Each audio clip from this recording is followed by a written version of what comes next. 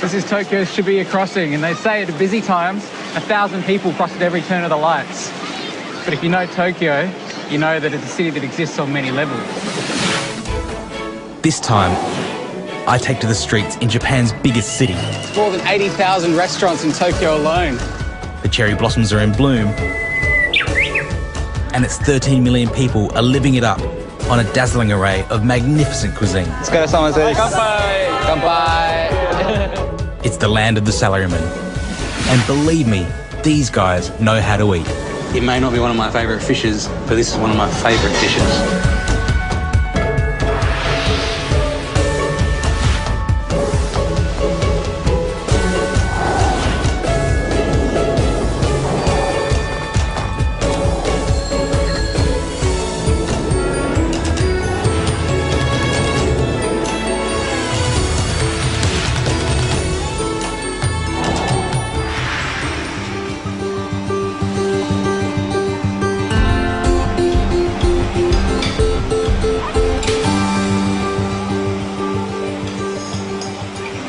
Just a few steps from one of the busiest intersections in the world are some of the smallest restaurants you'll ever see.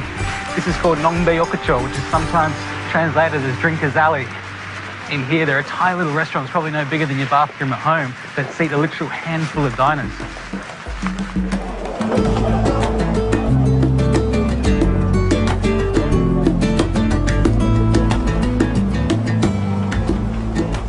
The owner of this little restaurant, Chizuru-san, has been running the same place for 28 years. And for her, it's not about big bucks or huge restaurants. It's about hospitality.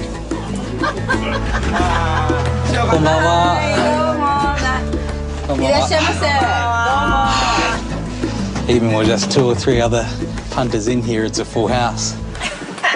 But the food looks good. This restaurant's called Enoki, and its owner, chef and mother, Chizuru Doi, has a very simple philosophy. She makes what she believes will make her guests feel happy. Nice to meet you. Nice to meet you. If you want an intensely personal experience with Japanese food culture, this is the place. How many restaurants do you go to where you get introduced to every single person in the place? I like it already.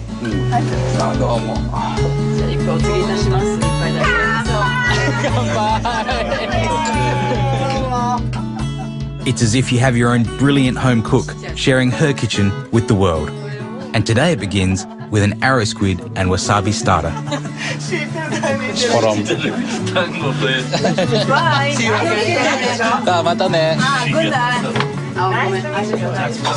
Positively spacious in here now.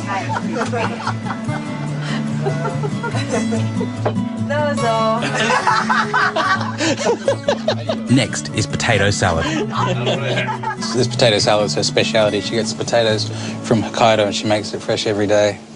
I can see why they like it. Japanese potato salad is one of my favourites, and this is one of the best I've had.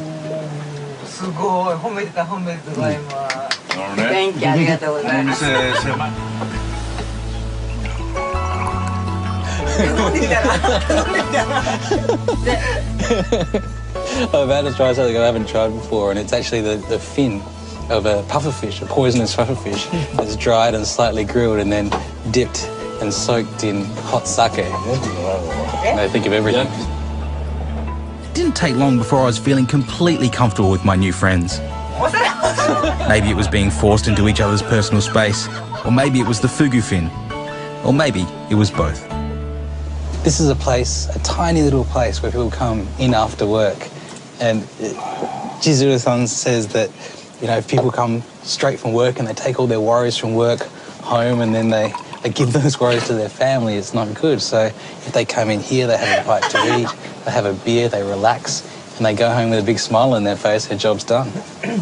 Tell you what, I'm going to be going home with a big smile on my face tonight.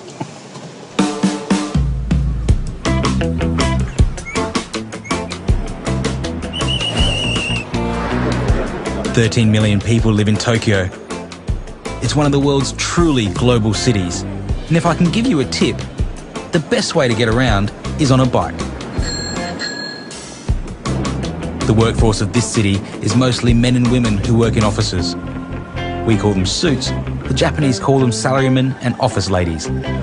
And they're a phenomenon.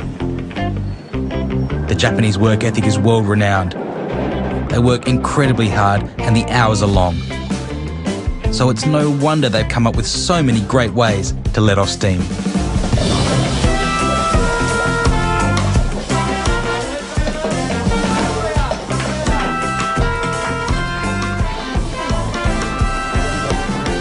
If a salaryman had a spiritual home outside the office, it'd be a place like this in izakaya. There's literally tens of thousands just here in Tokyo alone, and they're a must-visit location if you ever come to Japan. They're kind of like a pub and they're kind of like a restaurant, but they really fall halfway in between. In Japan, you never drink anything alcoholic without having some food to go along with it. And in izakayas, where they are so casual and so lively, the food can just be absolutely fascinating. You've got staples like these edamame, and sashimi, and of course fried chicken. And izakayas often create their own signature dishes. And here at Shirabe, it's aburi shimesaba, or torched marinated mackerel. Mackerel's not usually one of my favourite fish. I find it a bit oily and overpowering, but this has been lightly marinated or cured in vinegar, which takes away some of that oily flavour. And then with the blow torching on top as well, you get almost a crust, and it's almost like fried fish and sashimi all in one bite. It may not be one of my favourite fishes, but this is one of my favourite dishes.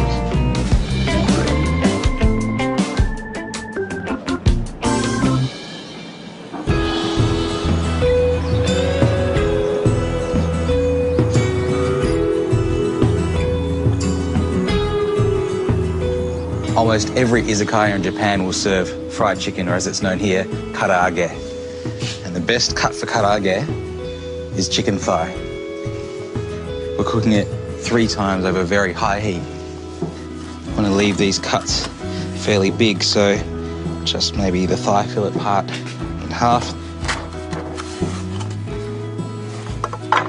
And a really quick marinade. You don't need to marinate chicken for too long.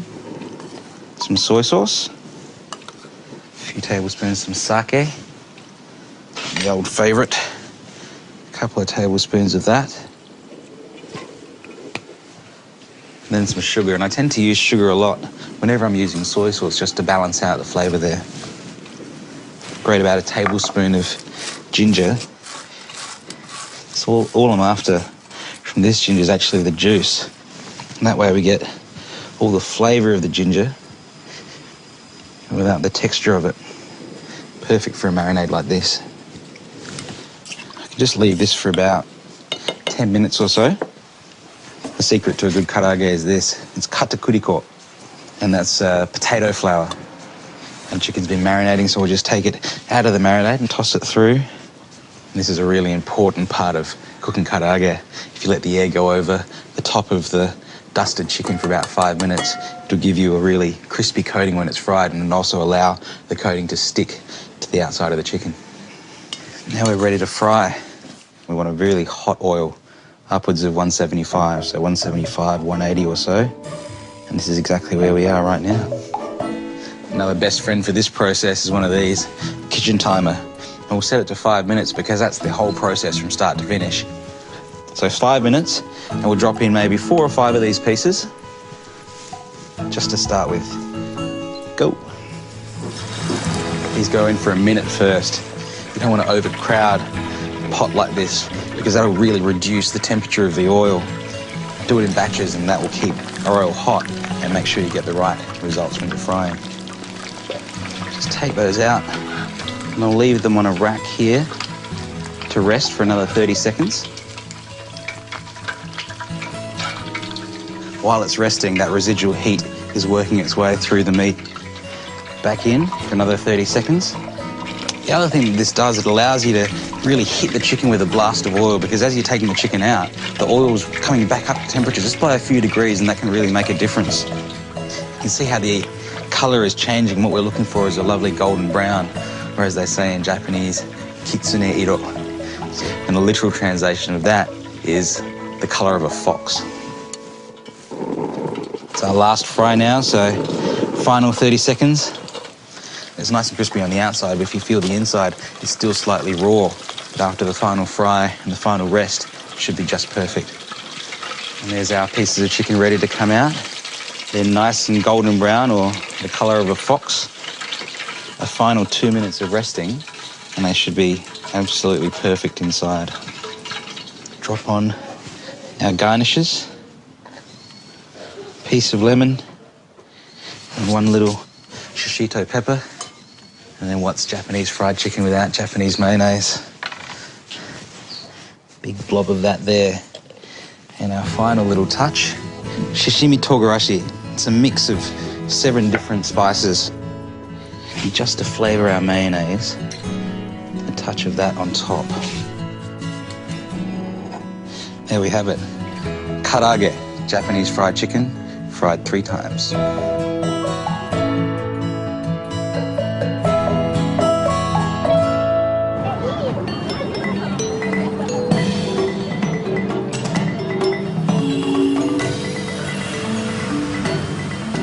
Tatsuya Yamamoto is a salaryman. 6 days a week, he starts work at 8 a.m. and finishes at 10 p.m. 日本のサラリーマンはそれに関して2種類いるかなと思ってます。一つが、それを土日にでも出て仕事をするっていうのを楽しんでやる人っていう人と、あとなんかやらなきゃいけないなっていうちょっと漠然とした不安があってやり続ける人っていうのがいて、まあ前者の人にとってはすごいいいことなんじゃないかなと思ってます。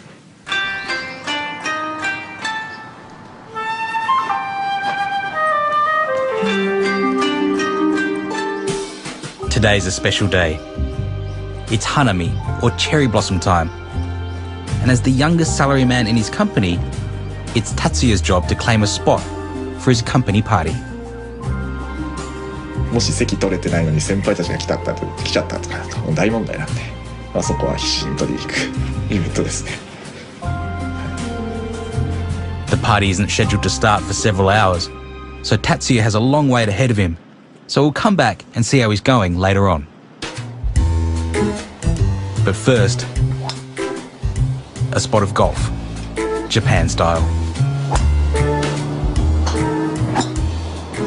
The life of a Japanese businessman, or a salaryman as they're known as here, can sometimes seem pretty bleak. Long hours working at your desk, working for the man, and sometimes coming to a place like this, a driving range to let off some steam. And whereas we may look at our retirement as strolling along a beach or opening a little cafe in the Blue Mountains, a Japanese salaryman tends to have one thing on his mind, and that's breaking the bonds of corporate slavery and opening his own ramen shop. Ramen is Japan's soul food, and there's 4 main kinds: shio, shoyu, tonkotsu, and miso. But the possibilities are endless. This is yuzu shio ramen, the specialty here at Afuri. This is what I love about ramen. In this little frame of a bowl here, every single piece and item has been thought about, even down to the line of sight from the diner sitting down to see those mountains reminiscent of the name of this restaurant. The angle of the piece of nori, the little cross of yuzu citron here. We often think of wine as being the terroir of a particular region or the expression of a particular grape. But ramen goes kind of the opposite way. It combines things from all over the place to give you, I guess, a chef's or an artist's eye view of the entire world, all framed in one little bowl.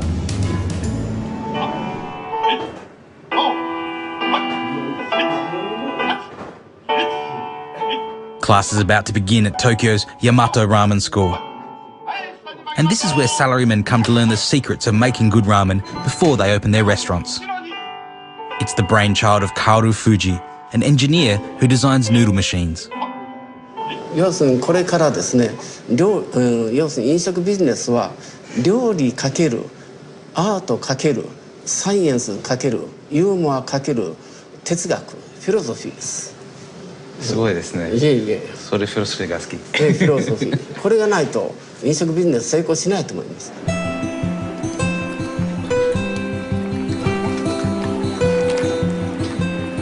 There's one thing that defines great ramen. It's the stock, or the soup base. And it's made from so many different ingredients, it's almost baffling to see how much goes into it. These are infused oils here, infused with shrimp and scallop and mackerel, garlic, leek, ginger, and all of these things are then added to a soup base, which is made, and here they're making up their meat-based portions of the soup. So we've got some chicken feet there, pig's trotters here. There's skimming to remove the scum that rises to the top, which can make the soup both cloudy and bitter. Over here we've got whole chickens. Down there's pork. And these are just the meat elements. Tomorrow these guys will be coming back and they'll be making up stocks of sardines and vegetables and other things that all go together, that must be in complete balance and harmony to make a good ramen.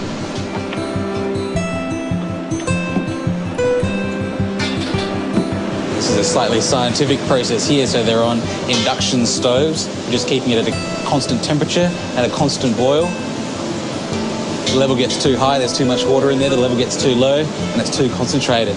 It's all about extracting the flavour as purely as possible. The sheer number of ingredients and the amount of effort that goes into preparing each one exactly correctly is mind-boggling. ここに来て、だんだん自信がついてきました。Since he's been coming to this school, he's been getting more and more confident that he can make great tonkotsu miso ramen.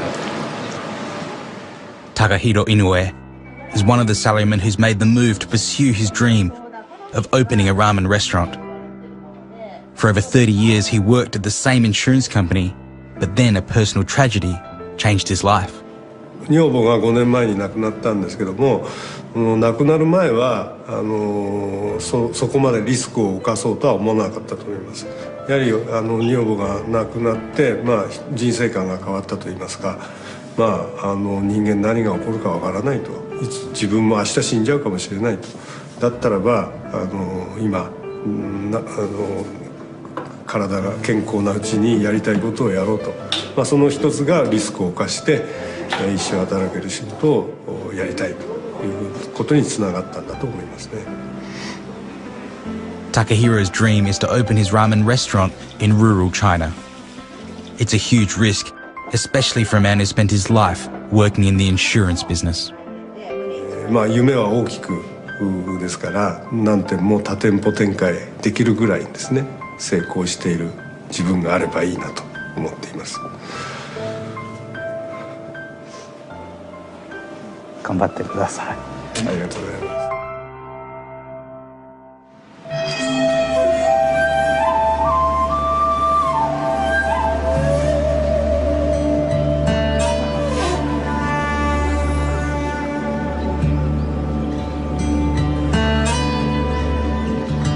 Bentos are another Japanese favourite. People love them. You can get them anywhere, from little bento shops or even at the train stations. This one's pretty special though, because you can pull this ripcord and on a cold day like today, it heats itself up. I'm taking this one to a buddy of mine who's been working very hard.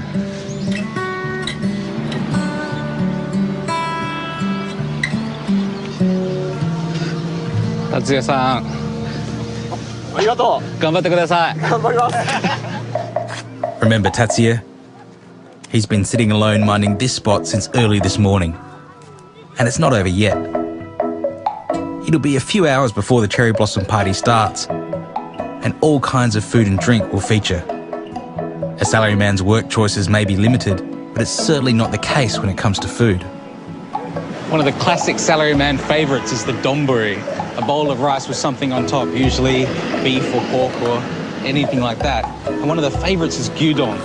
I'm here to meet a very old friend of mine who's going to show us something a bit special in the world of donburi.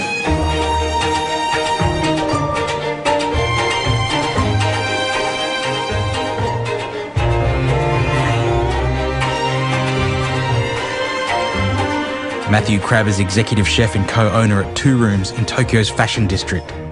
He's worked at Tetsuya's in Sydney and Tokyo Park Hyatt's famous New York Grill. I can't wait to see his version of the humble donburi. If you have a look at our menu, it's basically most of it, or 90% of it is Japanese produce. It's not cheap, but it's just so beautiful. It's nice to blend it in with the Western flavours. We wouldn't call it like, what do you call it? When you mix the Western and... Yeah, the fusion thing. No, we actually respect the ingredients and bring out the best of them, basically, simply. Matt begins by cutting a Wagyu rump into small cubes. it's quite rich, so you don't want to serve too much per portion. He adds salt, finely chopped shio kombu, washed and dried capers, olive oil, white pepper, and gently mixes it together. A tare puree is made with Fuji apples and ginger, soy, mirin, garlic, and glucose. It's kind of like that. There you go. Then you blend it.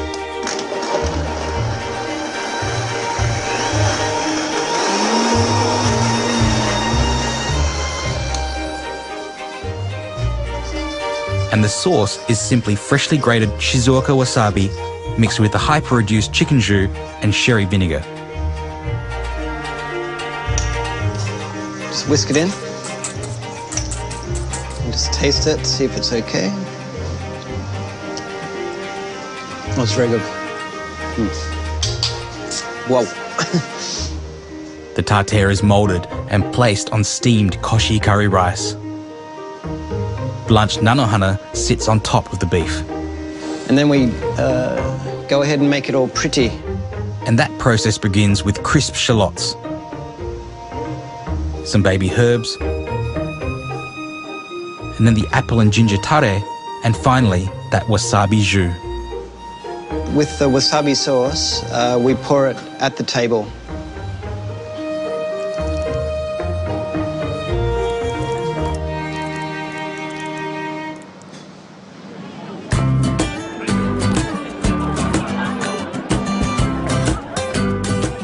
So finally it's party time, and crowds have gathered under the cherry blossoms right around Tokyo for Japan's favourite time of year.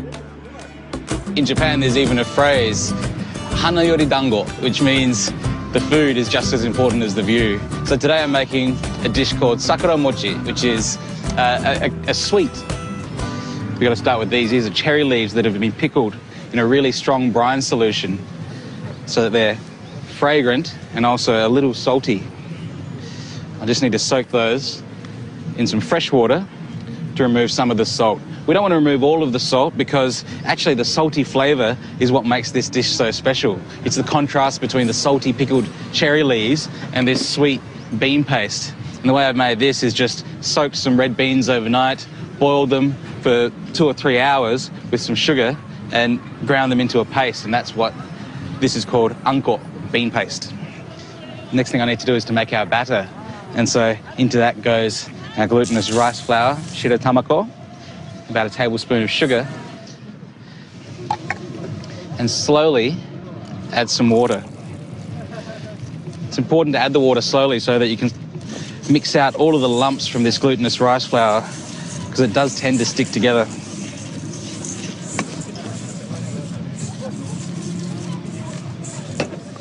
That batter's nice and smooth now, so I need to add in our plain flour. Need to mix this through really well, adding more of that water so that there aren't any lumps in there. And the last ingredient, traditionally, a touch of food colouring to make the batter a pink colour, reminiscent of these blossoms here. That's looking good now. It's nice and silky and also a light pink. We can start laying out these cherry leaves. Some people think eating the leaves is a bit funny, but they really do have a wonderful flavour. And I think even if they didn't, the Japanese would eat them anyway. Just there's something about the combination of food and celebration. They'd find some way to incorporate cherry into the food, even if it didn't taste good at all. As well as that, let's make some balls of this red bean paste. There's our balls done, and I think it's time to start making our crepes. About a tablespoon into the pan and smooth it out into a wider circle, and it will just dry on top, and you can see it happening right now. And as soon as that's dry, just flip it over for a few seconds on the other side and then take it out of the pan. And after these crepes are cooked, all we really need to do is take a ball of our red bean paste, fold it together and pinch one end of the crepe down, and then wrap around one of these cherry leaves. And that's it, that's our sakura mochi. Tatsuya-san's first job as a salaryman has come off pretty well. I think he's earned one of these. Dozo.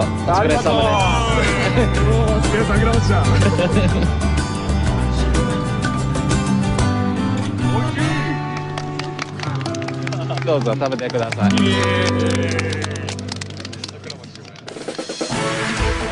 Next time, I venture to the outskirts of Tokyo to taste sublime tofu. Really wonderful. Then back into the heart to meet the chef of Asia's #1 restaurant, Yoshihiro Narisawa. He's given form to an experience. And just wait until you see the food halls. Not a blemish anywhere. These are the supermodels of fruit and vegetable, for better or worse.